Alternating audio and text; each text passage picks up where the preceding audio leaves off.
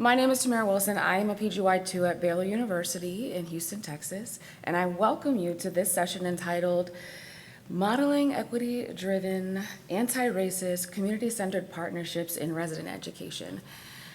Today we've assembled a panel of I don't even know how the words to describe the legacy that we have in this room this morning. We'll get to there. We'll have some appropriate time for them to talk about some of the work that they've done in the community. But it's my pleasure to announce that we have here Dr. Italo Brown, Dr. Thea James, and Dr. John Lewis. Of course, I have to, mention that we have no disclosures, I guess. I'm a resident, so I never have any disclosures. Before I start, I just wanted to briefly kind of mention how we got into this space. So in the wake of 2020, as institutions and individuals were awakening, let's say, and pivoting their practices towards thinking about equity and thinking about the way that equity is practiced in institutions throughout our nation, I found that a lot of departments of academic medicine and medical schools were starting to pivot and starting to really think critically about the way that they practice equity. And that meant that they were starting to become more cognizant of those things within their departments, but then also how they were kind of exercising those things in the community. But as a person of color, I also recognize that the practice of medicine, the institution of medicine, hasn't quite been well received or well intentioned in the way that we navigate through Black communities. And I knew that there was a history that needed to be addressed and that there were relationships that needed to be repaired as the institution of medicine embarked into that space. And so last year, I approached Italo about this concept of teaching or training institutions or teaching residents how to actually navigate in a space in communities that were not harmful, in ways that were not harmful to communities. And Italo gladly, as Italo does, or Dr. Brown does, he actually agreed to be a part of this. And along that journey, he brought in Dr. Lewis and Dr. James, and we assembled this panel to be able to provide a little bit more of an kind of background sort of in the African American vernacular language. You know, we actually have a tradition of carrying on learning from our elders in a way that I think is very unique to the African American community. And I thought that it was important to assemble people from 3 generations of their careers to be able to present to us how to model these partnerships in communities. So I appreciate you all for being here this morning, and let's get started. Here are our objectives for the 50 minutes that we're going to be here today. I'll allow you all to read that. While you're reading that, I would encourage you to pull out your phones because this is an interactive panel and we're going to be taking questions from you all today here. So while you're reading this, the objectives, please go ahead and pull out your phone and get ready to participate in our panel. I also invite you to take a look at the QR code here, which presents our panelists' bios. So I would not be doing any justice to the careers, to the longevity of the careers that are presented in this room. I wouldn't be able to do that. We could probably spend a whole hour discussing their careers and the impact that they've had on their various communities throughout the nation. So as we've provided this QR code here with a link to the panelists' bios so that you're able to read more about our panelists this morning.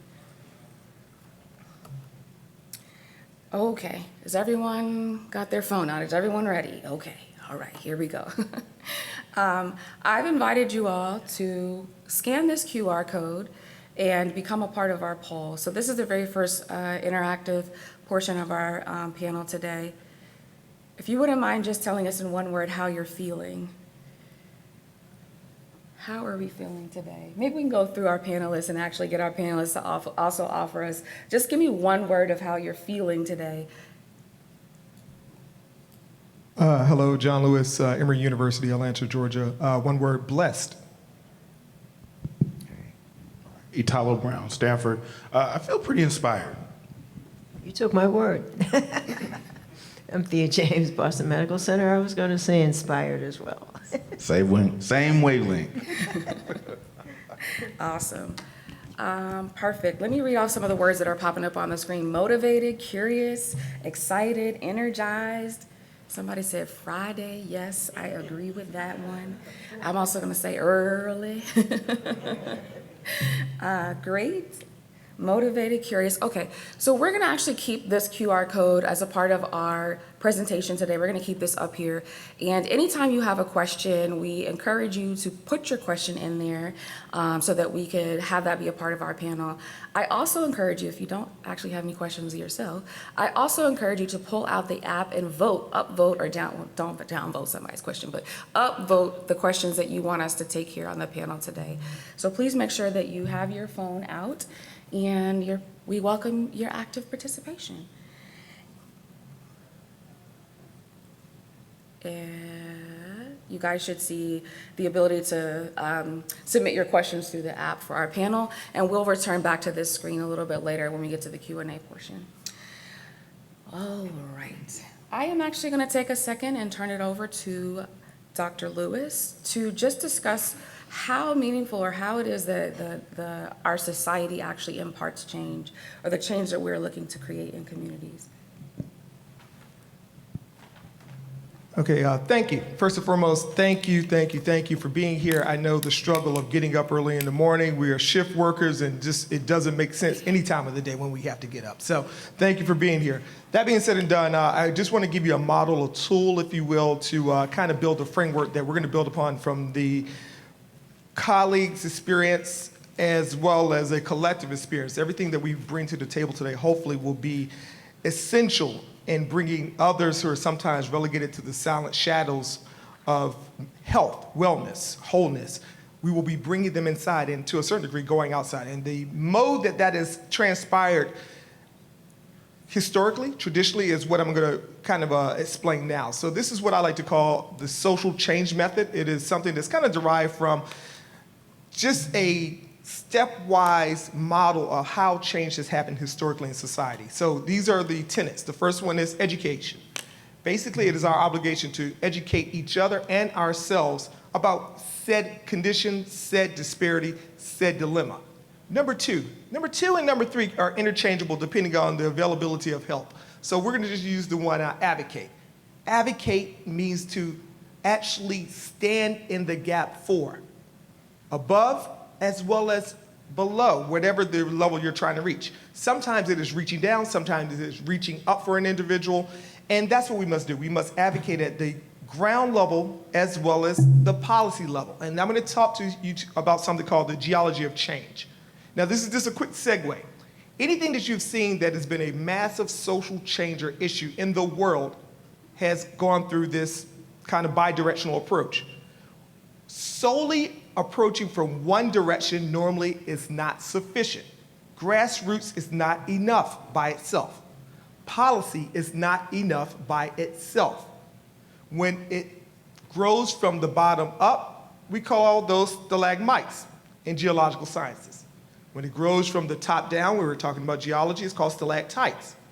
Well, in the sociological model, when you talk about initiatives and campaigns coming from the bottom up, we see that as revolution. And often, if it's not met from the top down, it's toppled and eventually falls.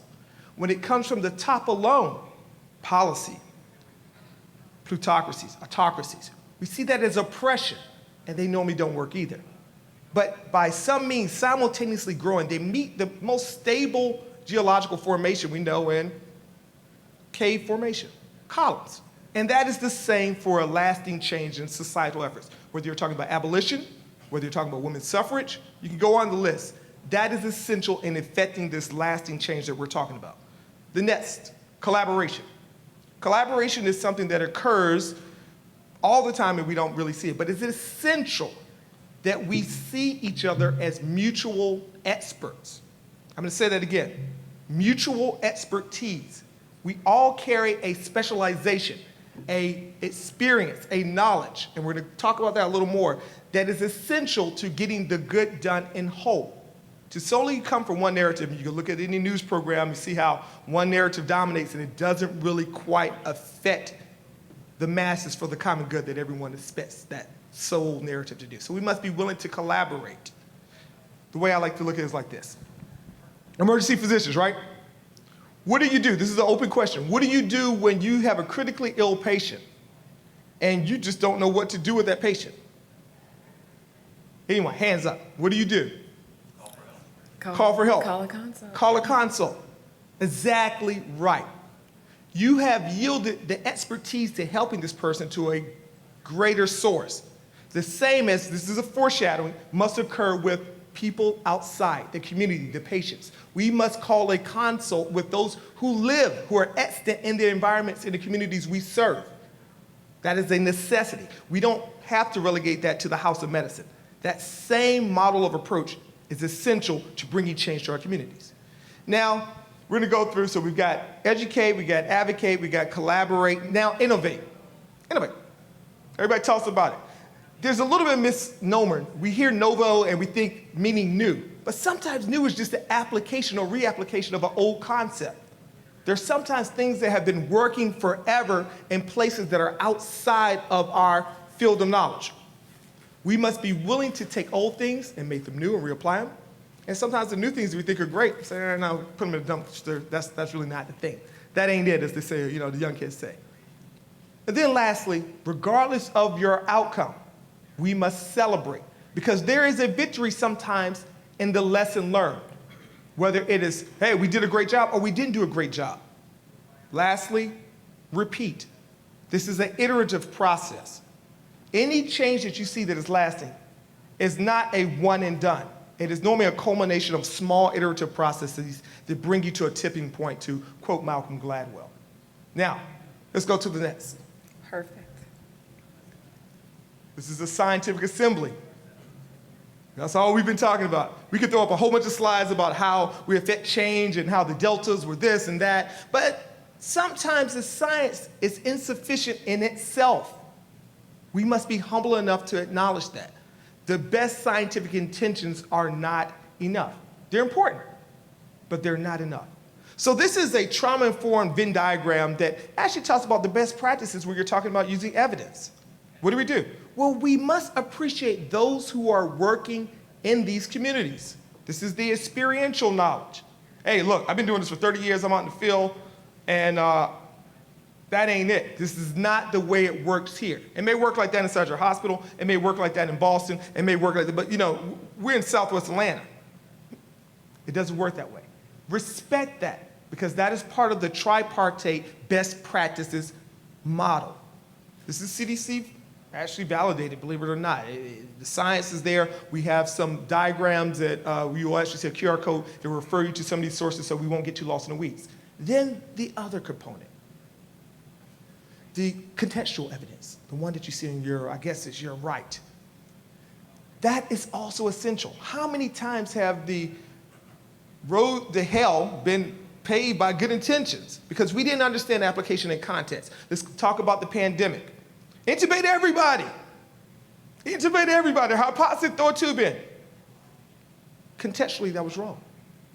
We now go back and we look at it, oh, okay, maybe some cases we do need to do it, some cases we don't. That is what this respects. It respects the circumstances, the barriers, the community context. Everybody's gonna welcome your newest and greatest innovation.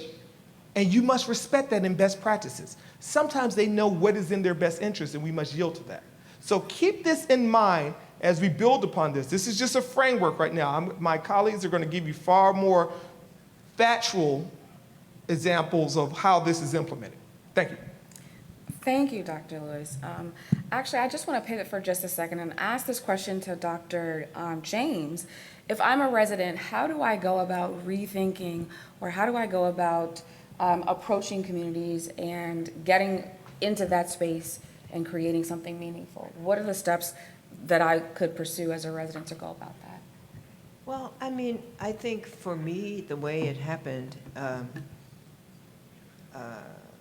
did you want me to speak to that? Or did you want me to answer, Sure, answer absolutely. your question? Both, and. Oh, okay, okay.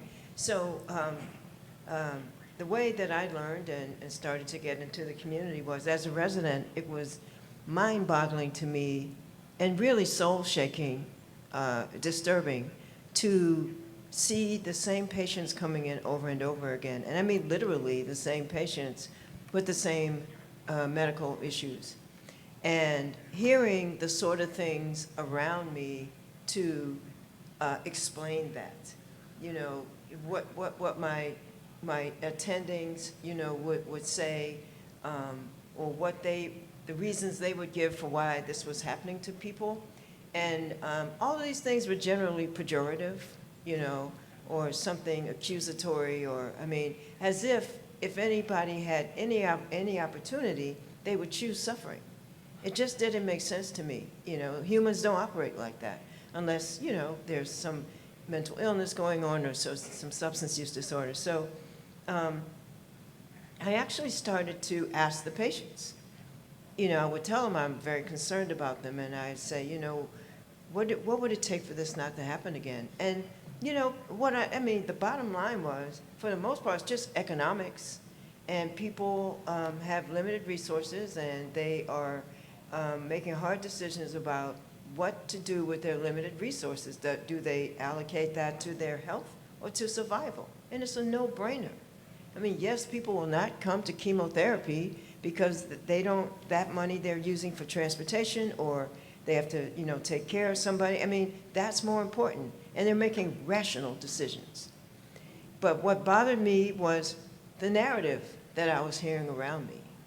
And so the first opportunity that I got to go into the community was when there was a resurgence of gun violence in the city, and the mayor asked us to do something. 5 level 1 trauma centers in Boston, more than 70% of those victims are brought to us. And so, you know, I didn't know what to do. I started looking into literature, because there were only 3 hospital-based violence programs at that time. And one of them had just published a paper on measures of success. And he was measuring things like re-injury, reincarceration, educational level, dropped out of school. I couldn't understand what he was trying to achieve. It made no sense to me. You know, again, a dominant narrative, sort of like driving even how people do research. You know, and so, just make a long story short, the tattoos on these kids' bodies told me different from what I was hearing from people standing outside the trauma rooms when they were talking about them being gangbangers and all this stuff. These kids' had tattoos said, living is hard, dying is easy, death is nothing, but to live defeated is to die every day. I mean, these kids were hopeless. And so, long story short again, what we did for those kids is ask what their dreams were. And they wanted to be employed. They wanted careers. They wanted to work in the trades. They wanted home ownership. They wanted to be entrepreneurs. And in order to do that, we had to step outside the hospital and work with people who could engage them on those paths and work with those people like every single day. And it is fun, quite frankly. It is fun. It's inspiring. You know, it's immediately rewarding. You get to know, you know, you become acquainted very well with people in the community because you're outside, literally boots on the ground. And so that's literally how we did it. But I just want to tell you what this dominant narrative is. The dominant narrative is, you know, people don't need to study disparities, and they really shouldn't do it if they have no intentionality in the study to close the gap. And the people who are hearing that over and over again about themselves, it's traumatizing to them at the exact same time. And so the narrative says, I mean, you really don't have to study because you already know, I don't care what you measure, you already know who's going to do worse. But nobody ever interrogates that. Nobody ever asks that question. It is this is the natural order of things. It's inevitable. And if you attempt to disrupt that, what you get back is you can't boil the ocean, which is nonsense. And I'll talk a little bit more about that later. Absolutely. Do you mind just kind of helping us reframe our mindset, like the changing narrative, to change that narrative, excuse me? Yeah, so what you have to do, first of all, is, you know, Dr. Wilson was right talking about in 2020, you know, how it sort of like, you know, got people's attention and everybody was making these equity statements. But I feel like it's more about inequity because you see inequity in front of you every day, all day for decades. And it looks normal to people. So they don't see anything wrong with it, so they don't question it. And so what our hospital did, to answer your question, what we did, we didn't come out with a statement or a commitment or anything in the beginning. We paused, and we paused to look internal. We looked at the entire enterprise, you know, clinical research, education, HR, like everything, policies, procedures, and we were looking for disparities with an intentionality to close the gaps. It came from the COO, the CEO, and what they did with that was divided us into 6 groups. Everybody had to come up with 3 things they were going to, 3 gaps they were going to close over the next 12 to 24 months. We met every other month. There were dashboards. People were absolutely held accountable, and you could not propose things that had already been done. You could not propose things that had no intentionality to close the gap and no plan. You know, it had to be built into whatever it was that you proposed. And so how you change your mind and how you change the dominant narrative is you interrogate what you see that is not correct. You don't accept those things. And if you don't do it, it will not happen. And the cycle will go on, because what people will see is, oh, these data are terrible here, blacks and Latinos are doing worse in everything. Let's go and let's figure this out. Let's go into a room and do this. But they never bother to ask those blacks and those Latinos. They don't ask the patients. We don't engage the patients. The patients, they give you the answers. You just have to ask them. They know. They know what they need. We don't know what they need. They know what they need. And that is what we have adopted since that time. And I'll tell you a little bit later about how we actually, how that helped us tremendously. And I can also reference an article in New England Journal of Medicine from last June about this thing. We created something called Health Equity Accelerator. But it does exactly what I'm talking about, interrogates disparities with intentionality to actually close them. And I like one thing that's quoted in there is like, if you look inside your place for disparities and you don't see one, look again. Look again. Thank you.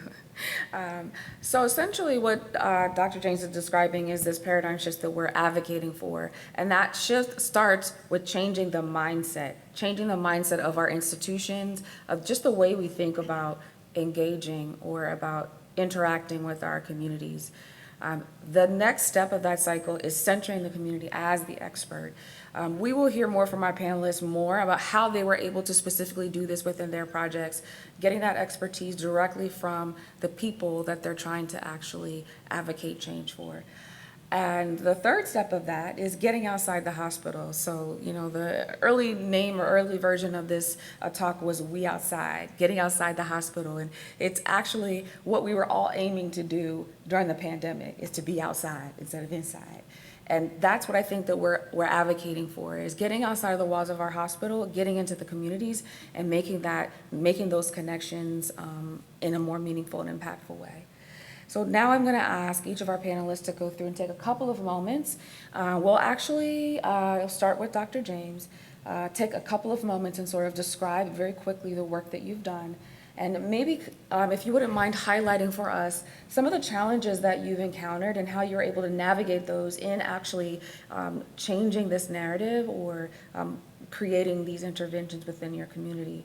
We'll start with Dr. James and then we'll go to Dr. Lewis.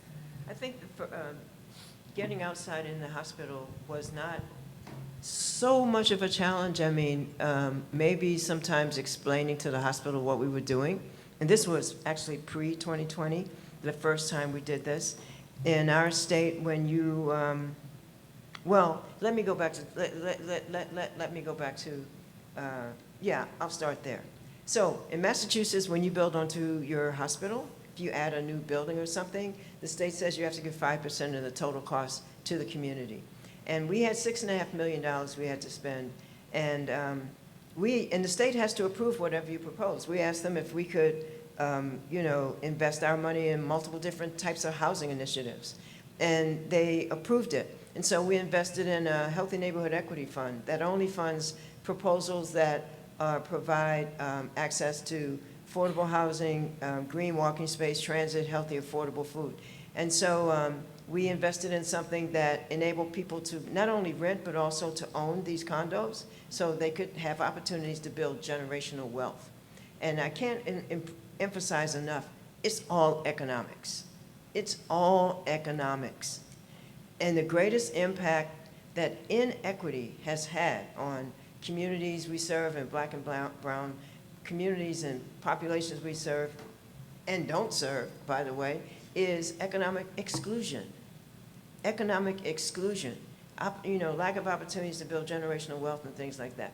And so anyway, we invested in that development. Also, we invested in retail on the bottom floor. And there's something there, there was a grocery store, and originally owned by somebody in DC, and then COVID happened.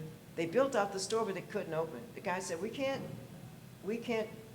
travel to Boston, so we're going to find you a couple local operators. They found us these two black gentlemen who are really, really well-versed and experienced in the food business, and they had no interest in being operators.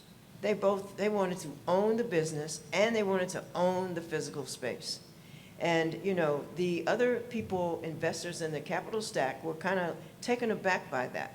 But, we stood behind them and we were at the table, advocating for them for 16 months, getting the other investors to change the structure of the loan. But anyway, long story short, it happened. We just had the grand opening day before yesterday. There it is right there. The mayor was there, everybody was there, and it's actually in halal market. And they even provide equity stock ownership in the business for their employees. That's what you talk about when you think about, generational wealth building and intentionality. That's the other word to remember is intentionality. When people tell you can't boil the ocean, which people said about this, it's not true. You can do whatever you want to do with intentionality if you disrupt and throw out the dominant narrative. And only the second thing I want to say, and that was definitely in the community, working with people. The second thing we did, I wanted to say, is that when I was talking about us doing a deep dive looking at inside our hospital, one of the first things we found in the OBGYN department, because they were doing a quality improvement look, was that black women were having postpartum hemorrhage at almost twice the rate of white women. And again, what we did was interrogate the data. And we saw that it was mostly happening associated with preeclampsia. And then obviously, the treatment for preeclampsia is to deliver the baby. Then they saw that the quicker that decision was made to go to deliver the baby to C-section, the less likely postpartum hemorrhage was to happen. And then they interrogated the data more and saw that the doctors were taking twice as long to make that decision in black women. And the Health Equity Accelerator is what we created. So the first thing we did with that was to standardize the decision-making process. They removed the subjective decision-making from that process, so it removed the variability. And guess what? The gap closed. The decision to incision gap closed. And the other thing we did was interview all those patients. They come from the communities, interviewing them about their experiences. Also interviewing the doctors and nurses, midwives, everybody involved. And we learned so much from the patients that we asked the patients to help us with the intervention. And so they now have remote blood pressure monitoring. So somebody's watching them 24/7. And they also have agency. They're at home. They can take their blood pressures. They can't afford to come to the hospital over and over again. They have childcare and all that other stuff. And then they also wanted a chat bot because they said they had questions they wanted to ask. They created the questions for the chat bot. And they said they wanted more education about postpartum hemorrhage and preeclampsia and all those things. And they co-created videos with us. And I'm happy to say it is, not only did that gap close, but readmissions postpartum have gone down by almost half in a year. So when people are telling you these things, you know, about what's not possible, intentionality will enable you to do exactly what it is you want to do.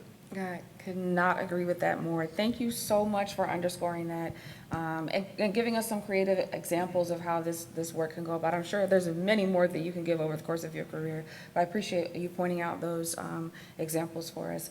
I'm going to actually turn it over to Dr. Lewis to tell us more about his work in EM Remix.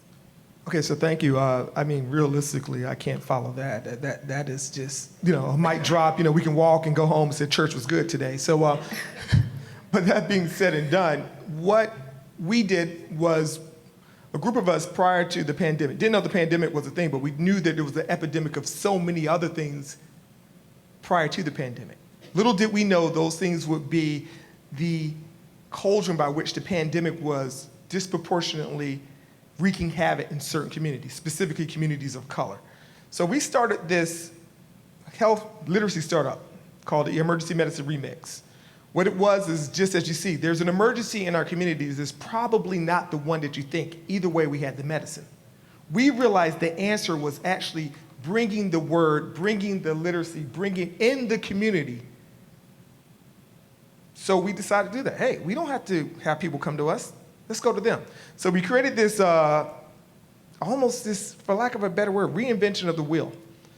Any social change that you've seen, as I mentioned before, has been curated with arts and music. They've gone hand in hand. Whether you talk about the abolition movement and the Negro spiritual, whether you talk about the Harlem Renaissance and Black intelligentsia and jazz, whether you talk about the civil rights movement and R&B of the 1960s. We said, well, there's a social movement arising now, and it's health equity, the civil rights movement of the 21st century.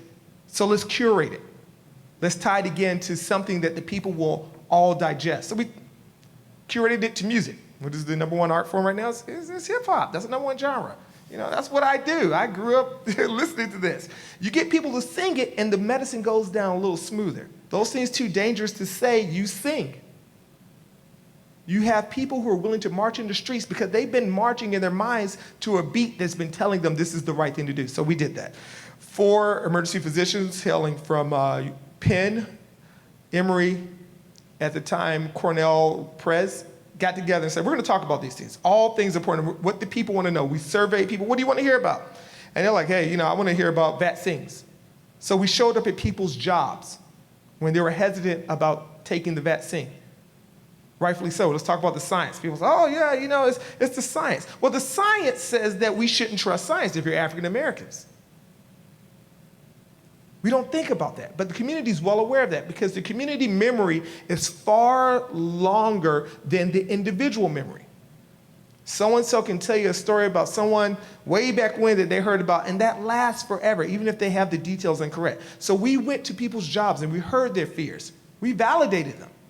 We talked about our own. One of my good colleagues and role models, Dr. Cheryl Heron, who's been a very big luminary in this space, went to people's jobs and say, okay, you're afraid, tell us why.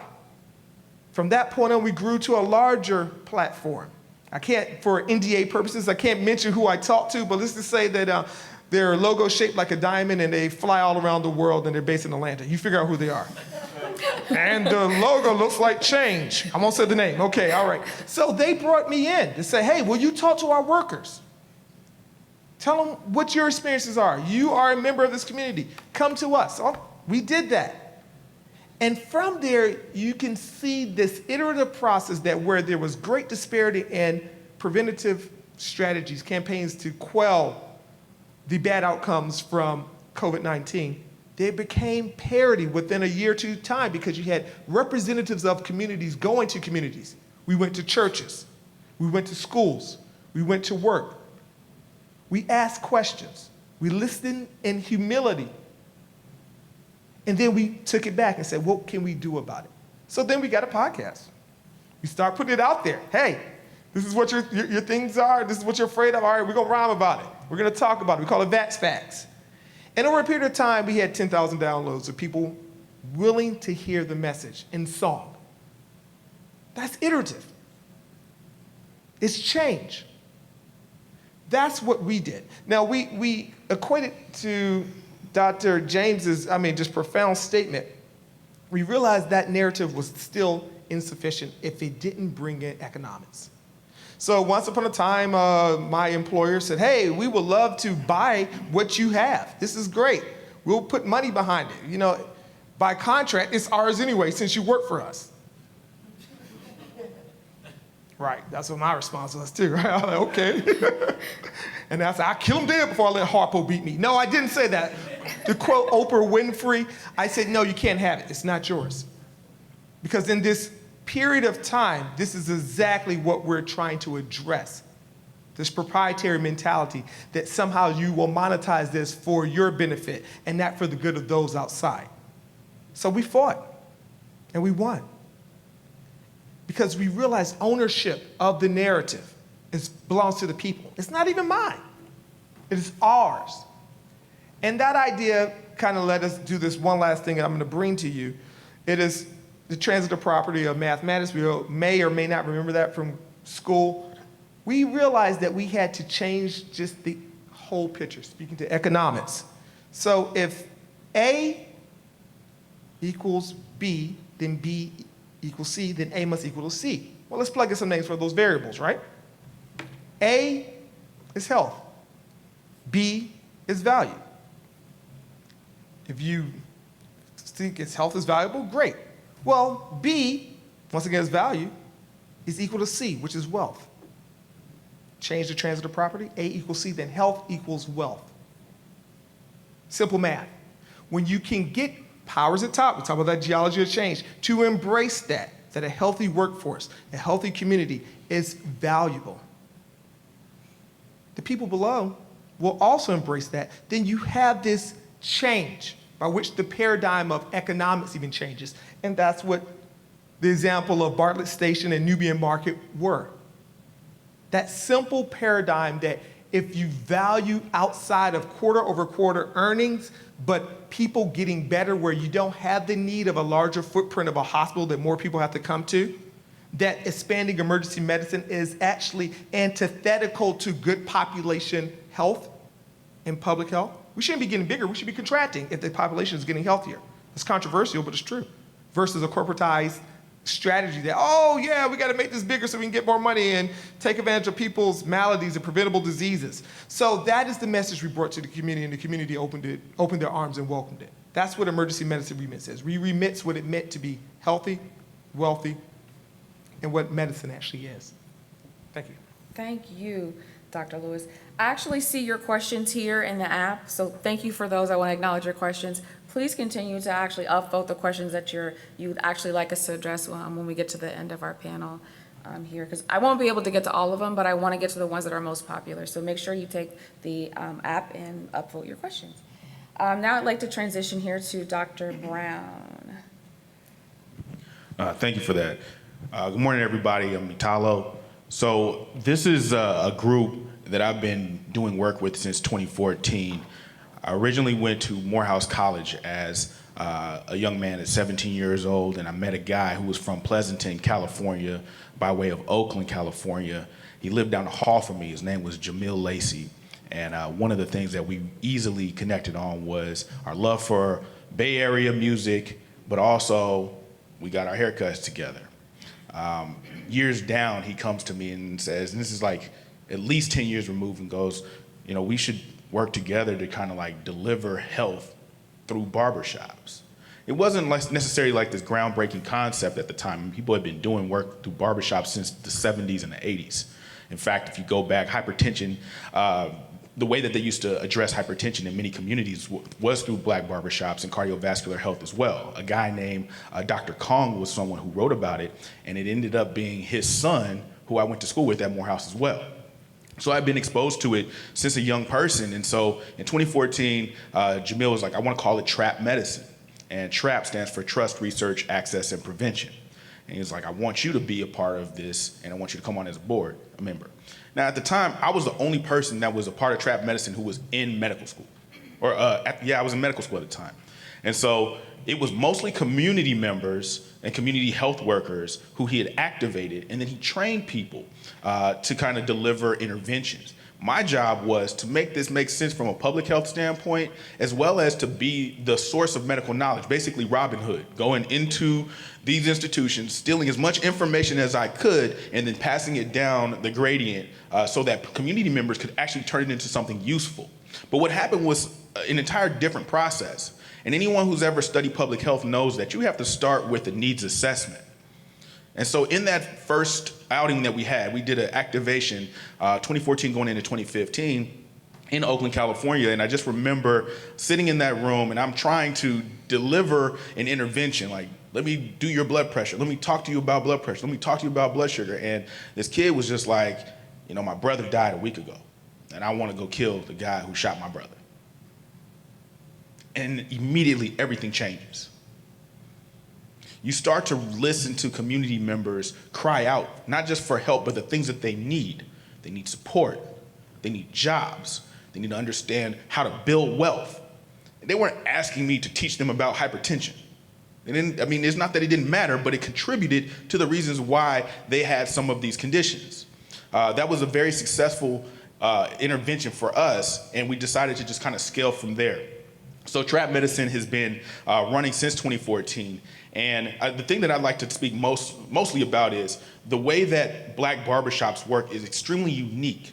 And when you look at the health risks for black men and boys, again, as Dr. James said, you don't have to really look far to understand what the disparities are and who's most affected by these things. So what we tried to do was essentially meet black men and boys where they were congregating at. And for black men, you know, barbershops are like the country club. This is the closest thing that we have to a safe space in the community that can be any pocket across the US and honestly in the world, right? Where these conversations are a little bit normalized and it's not always, you know, something that is very rigid. You can learn anything from who's the best athlete to where to get some food to, you know, what do you do when you get in a conflict with your significant other, how to put on a condom, what you do with a colonoscopy, like all of those things can be discussed in one place at the same time in the same day.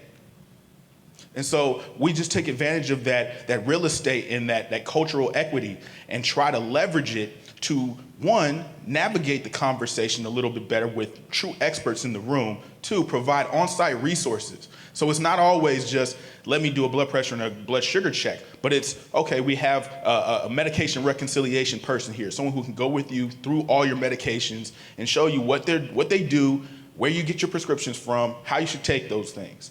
But also mental health specialists. What are you struggling with? Here are your resources. We can connect you directly to a therapist. We also bring housing specialists, basically people who specialize in social work and case management on site through our community health worker programs. And then the last one, the thing that we've been working on most is now trying to help people create wealth or create their entrepreneurship structure. So we have people who are skilled in that in the place as well. One of the interesting things about this approach also is that if you ever look at the structure of barbershops, most of them are not owned by the barbers, right? So the building itself, the edifice, is owned by someone else. There's mortgage or rent being paid, and then each barber pays separately for their chair. So they have to make a rent there and make a rent at home. All of these things were challenged by the pandemic, you know, immediately. People were losing their jobs, losing their space, and also risking their lives because they weren't necessarily qualified as essential workers. People didn't think about it, but it's very difficult to go months and months and months without, you know, personal upkeep. And so barbers were going to people's houses, figuring out how to bring you to their garage and trying to do things that were unsafe. So what trap medicine did was create protocols and toolkits for barbers so that they didn't have to do that without education or an understanding on how to protect themselves. But through that same avenue, we created community. So we started talking to them about how do they become mental health specialists? Because barbers honestly have sometimes greater access than doctors do. Their ability to navigate the human soul, I mean, it literally translates from their ability to touch you, to get inside of your head, to understand what you need, because there's emotions that come with these haircuts. So really amplifying that ability for them. And then we use our platform, again, through networks to communicate directly with community members. So going through people who were at the barbershop to their adjacent sites virtually to lead educational sessions around COVID-19. But then eventually we said this is not enough. So we turned the shops into testing sites We started delivering and distributing testing there. We partnered with other organizations to do additional testing and screening that was based upon preventative health measures. And then finally, vaccination was the last thing that came. And all of this is occurring in South Central LA. You might say, well, why is this guy from Stanford talking about something going in LA? Well, there's different dynamics in California. And part of it is personnel and how you get things funded. We just happen to have a very large grant from people who were working in LA, so we based our work out of LA. And then finally, I'll say this, the beautiful thing now is we've just opened a shop in LA. So our own brick and mortar, we work with a group of barbers. We're training them to be mental health specialists. The goal down line is essentially to create this in a fashion that can one day be eligible for federally qualified healthcare funding. Awesome. See that right there is strong work that I think we all model ourselves after. And to segue, Dr. Brown, I'm going to take a question from the audience here. How do you actually foster sustainability in communities after the project or the grant ends? So what are you doing within your program to actually create that longevity in that space? So quick little anecdote. Just because I'm a black man doesn't mean that every barbershop in America is somewhere I can just be accepted at. That's not how it goes down. I remember I trained in the Bronx, worked and lived in the Bronx, and I was like, I'm gonna start this thing that we've been doing in Oakland right here in the Bronx. And I'm gonna walk in this Bronx barbershop and tell them I'm Dr. Italo Brown and we should work together. When I tell you, these Dominican brothers laughed at me and said so many things in a language I didn't understand. They laughed me out the barbershop. And I just remember that was like a personal lesson that I was like, yo, it's not just add water and stir. It's not insta, respect and insta, all of a sudden we gonna work with you. It doesn't work that way. So what it comes with is relationship building over time. So when we started with barbershops in Oakland and barbershops in LA, we just went to go get cuts. Just keep showing up. Show up, listen, contribute, add, and so being in those conversations. And then when the health question comes up, I chime in, I share my insight. And then eventually, oh, how you know that? Well, I'm actually a doctor. Oh, bro, you a doctor? And then the conversation changes entirely. Well, I'm actually a doctor. I do this on the side. If you get a second, I'd love to rap with you about it. There's no pressure on this, but I'm gonna always be here. You got my $50, $70. Hell, haircuts are expensive these days. I'm just letting you know. Hey, inflation. But you're gonna get my money and I'm gonna help you with resources. Suffice it to say, the way the sustainability happens is on two sides. You have to be sustainable in the community first, right? Like if I didn't have any funding, I would still want the respect and the love from the community. Amen. So I make sure that they know this is not a single relationship or one time, one off. This is going to be for years, to the point where I still fly to LA to go to the barbershops that we worked in, to get cuts. When I'm in LA, I check in on those barbershops, even though I don't even live there. And to them, that currency is a lot stronger, right? The second part is when you look for funding resources, understand that there has to be natural alignment and symmetry in what your goals are and what the values are. So all dollars aren't good, as you were saying. All money is not good. And so I'm able to work with a group of guys who look at these and vet these opportunities like, hey, I know this person. Let's run these people through the flagpole or through the filter. Who do you know who knows these people that have this funding opportunity? Is it in alignment with our goals? Have they funded similar projects? Have they shown that they're renewing these grants? And if that exists, now it's like, that's the grant we go for. And then create a system. Like, what is your system to apply for the grants or to find the funding? And then the last part is you're gonna have to really work at greasing relationships with people who are not necessarily affiliated with large institutions, but willing to contribute. So what does your network look like? What does your friend circle look like? I used to hear this thing, they say, if you need to borrow money from someone you know before you borrow money from an institution, because that person is gonna understand from a personal level what your credit is. And so we look for other pockets to fund things, and that comes from smaller organizations, nonprofits, where we know people who are on the board who work with this stuff, and that just honestly comes from constantly being mission driven, and they will see you, and you don't have to look so hard if you continuously reflect the fact that this isn't even about me, this is about the communities we serve. I was going to add on to that as well is to say that, in terms of sustainability, absolutely, you don't have to live from grant to grant, like paycheck to paycheck. You don't really necessarily have to do that. One way is that, corporations, like I think about in Boston, there are other like corporations, they're like, insurance, like John Hancock, even consulting companies, even, professional sports teams. They too, can be, philanthropic people, for the work that you're doing. And yeah, there was one more point I was going to make. I can't remember at the moment, but that is really, really, really important. You should always be like thinking and creating those relationships. And if you have a development department in your hospital or whatever, you can reach out to them too, because your hospital can also benefit. I mean, they can like, throw some philanthropic dollars their way, but they will help you because that's what they do. So that's just another avenue that you can use to make sure you have sustainability. Thank you. So in the interest of time, we're going to take one more question, and then we're going to talk about the big elephant in the room today, and then we're going to end. The last question I think we have from the audience is, with the upcoming legislation against DEI, how do we continue to emphasize the importance of this work in communities?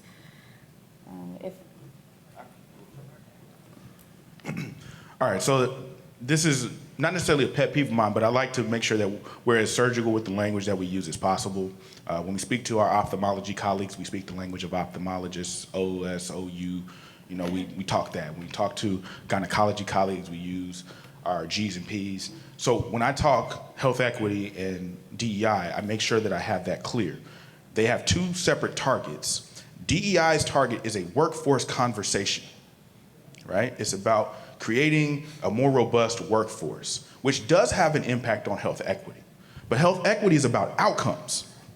It's about people, actual patients that will be seen, served, and somehow changing their lived experience, their life expectancy or their quality of life. You have to keep those two things separate. So DEI legislation, to me, focuses on workforce stuff when I still get the message across that I am focused on outcomes. So that way, it's not tied up in legislation. This is going to make your hospital look bad. This has nothing to do with your perspective on whether or not diversity needs to be taught or infused into some type of, structured educational system. I agree that it should, but this isn't a political conversation. We're talking about death and life. Has nothing to do with your agenda. The second part that I'll say about this is simply these funding streams, like people have committed to health equity and they're not pulling dollars away from that. So we have to disillusion the fact that this is still something people care about. And while we have their ears, it's about maximizing the processes that are in place to make it as streamlined as possible to do work. So all those years, those 50 years worth of people putting in time and energy to try to solve this problem, we've got to somehow streamline that to continue to thrust it forward. So I just want to be clear, I'm not worried about legislation defeating DEI. That's a political agenda that I'm not necessarily focused on. I'm focused on health outcomes. Amen. No matter what you call it, the work still is going to get done. So let's quickly discuss the elephant in the room. So when we were putting this panel together, talking about community and bringing and centering the community and bringing them into this space, I said to myself, how can we even begin to have this discussion without having community members present? It just seems so antithetical to sit and have this discussion and not have community members be a part of this. And I wanted to ask one of our panelists, if you wouldn't mind just very quickly speaking to sort of what it means for us to not be able, or some of the barriers that are in place within the structure of academia that prevent us from incorporating or really centering the community into these discussions that we have at these conferences. You just need to just do it. Just do it, just do it. We did that for COVID, and Public Health 101, you bring the help to where the issues are, who's suffering the most. And when they set up these vaccination sites, they didn't do that where we live and where I live. And we brought the people to the table. We hosted a bazillion Zooms, and we knew people were hesitant, and we had two things to solve. help them with the hesitancy, answer their questions, and have them help us to figure out where they need sites built.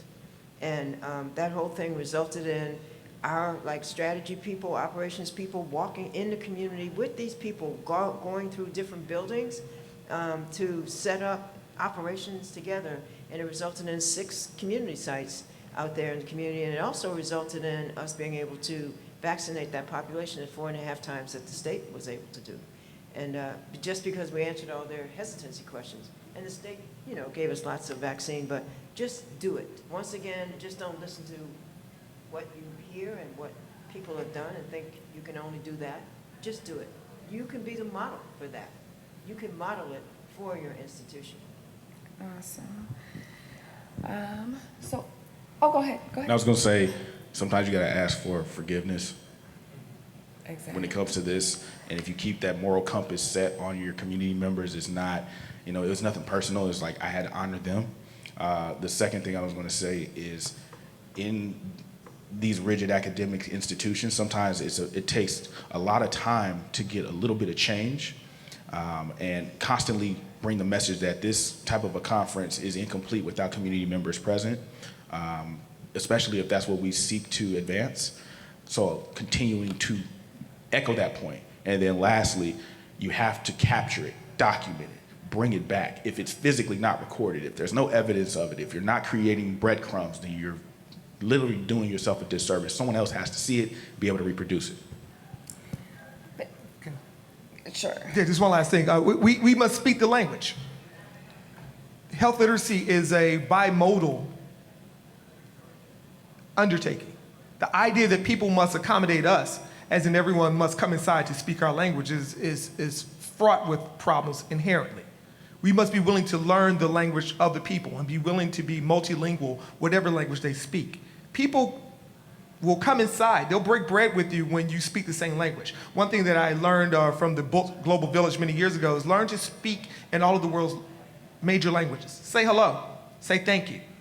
Every time I greet a patient who speaks another tongue, if I don't know that already, and I'm up to 16 now, how to say hello and thank you, I ask them. And you will not believe the bridge that is formed instantaneously. We in healthcare speak a different language than our communities that we serve. We must be willing to learn their language and speak it to them to welcome them in. By in turn, they will welcome us back into their communities. Thank you so much. So in closing, I just wanted to give you guys some takeaway points that I feel like we've kind of centered in this discussion today. Those 3 takeaway points that we got from earlier in this schematic is to empower us to change the mindset, to center the patient of the community as the expert and as we're going out into the communities and really working with them, and then come to action by getting outside of the hospitals. And I think that all 3 of our panelists have modeled that in the interventions that they've designed at their respective institutions. Now, a call to action for each of you.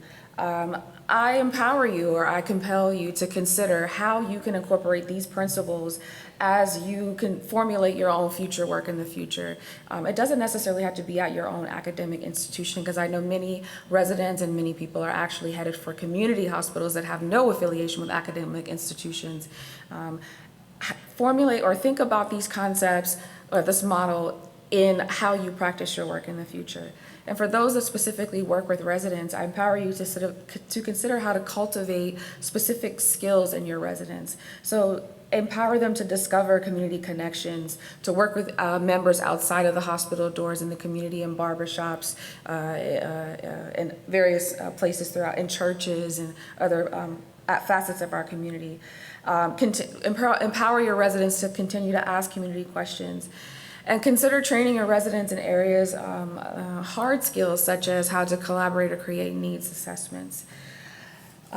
The last thing, because we have to end, we are over time, I put up this link here to give you all some resources or takeaways that provide social determinants of health resources here. I want to thank you for your participation, for your presence in this space this morning. I want to thank our panelists who have traveled from across the nation to be here today to impart just a little bit of their careers and their perspectives. And I thank you all for being here.